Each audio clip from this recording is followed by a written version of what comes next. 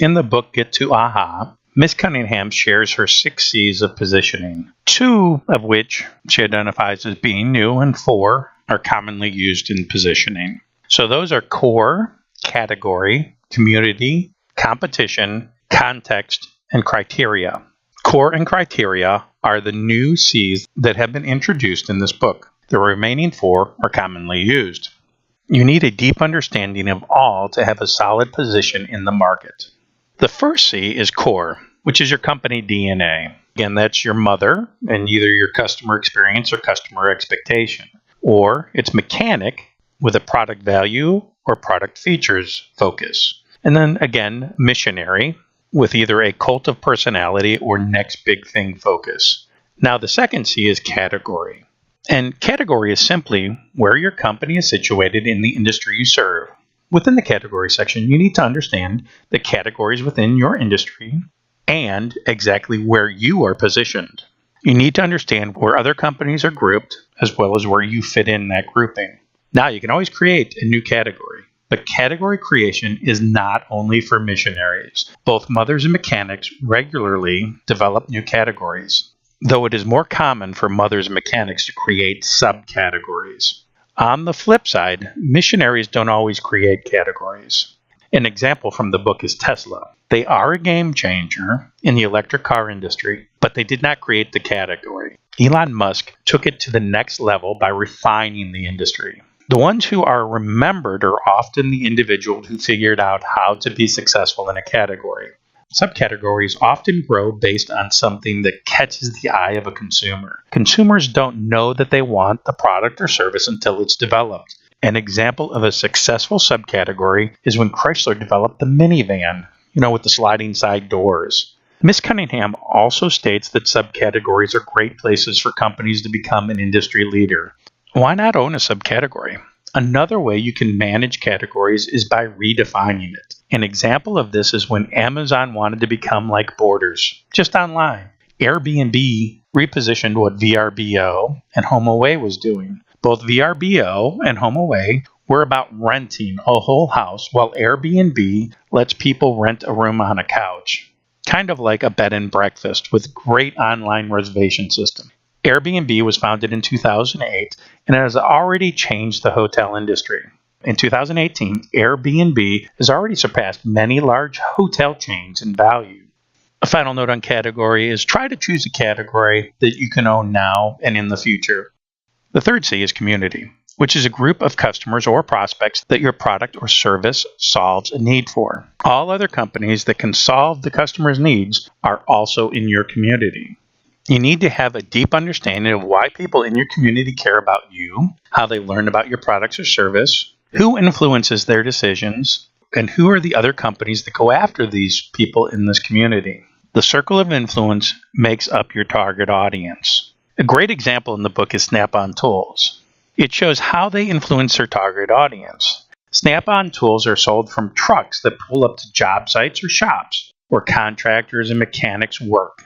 This gives Snap-on Tools the ability to be sold right on the spot.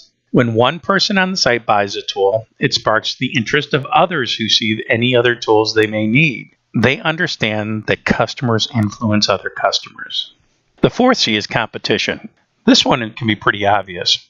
Who are your competitors? Ms. Cunningham shares a couple of visual tools she likes to use to help understand the obvious competitors, but also helps you identify what she calls white space, or what another popular book describes as blue ocean opportunity. The first tool is the XY diagram. The X is the axis with inexpensive at the far left and expensive on the far right, while the Y have low ability at the bottom and high ability at the top. Then you place all your competitors in the diagram. Once your competitors are in the diagram, you place your company. Be sure to look for white spaces in those, though. This will help you identify areas where you want to try to take control of. You will repeat this exercise with other competitive consideration.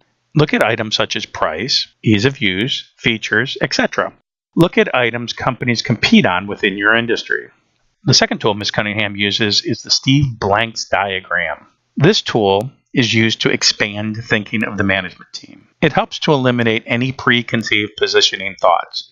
Miss Cunningham uses an Indian parable to show how Steve Blank's petal diagram works. She talks about 6 blind monks and an elephant. So each of the monks touches a part of the elephant, and it's a sturdy pillar, said the monk that touched the leg. It's a smooth, hard pipe, said the monk who touched the tusk. It's a thick tree branch, said the monk who touched the trunk. It's a coarse rope, said the monk that touched the tail. It's a broad, thin fan, said the monk who touched the ear. It's a firm wall, said the monk who only touched the flank.